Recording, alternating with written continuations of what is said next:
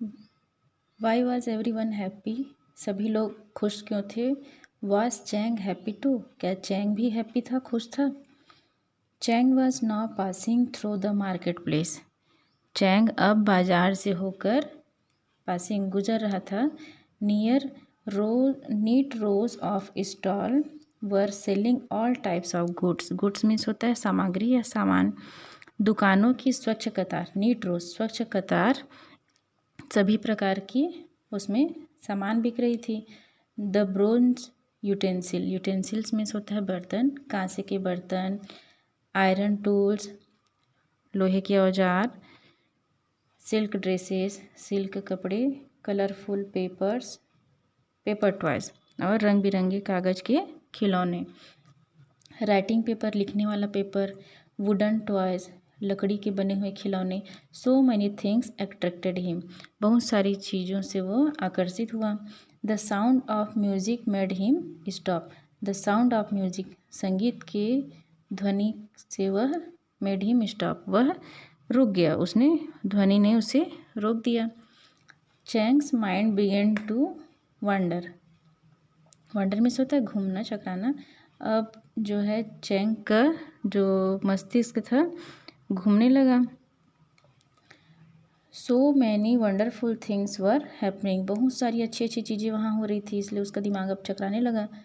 तस आई Lun had recently developed a new writing material, ये जो तस आई लूम नाम का एक व्यक्ति है उसने रिसेंटली मतलब उसी समय डेवलप्ड विकसित किया था अ न्यू राइटिंग मटेरियल, लिखने के लिए एक नया वस्तु उसने डेवलप किया था, जिसको क्या कहा जाता है, पेपर।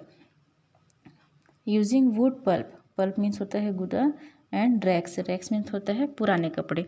मतलब ये जो तस आइलूम ने जो है लकड़ी के गुदे और कटे फटे जो कपड़े होते हैं उसका उपयोग करके एक नया लिखने का पदार्थ विकसित किया था, जिसको क्या कहा जाता है, पेपर कहा जाता था।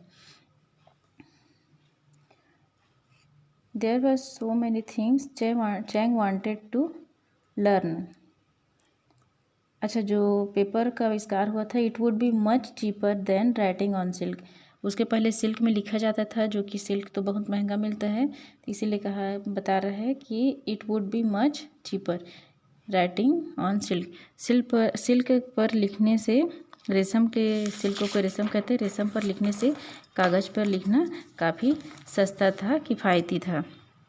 Okay, there were so many things Chang wanted to learn, यहाँ बहुत सारी चीज़ें थी जो चैंग सीखना चाहता था। लर्न मीन्स सीखना, क्या क्या था देखिए, मैथमेटिक्स गणित, पॉलिटिक्स राजनीतिक, and calculations about the positions of star, जो तारों की स्थिति के बारे में जो जानने का जो गणना होता है वो सब वो सीखना चाहता था। He wanted to be a mandarin, mandarin means होता है सरकारी अफसर, वो सरकारी अफसर बनना चाहता था, वांटेड टू बी बनना चाहता था। But it could be more exciting to be a trader, किंतु यह एक व्यापारी बनने से ज़्यादा उत्साहवर्धक हो सकता था।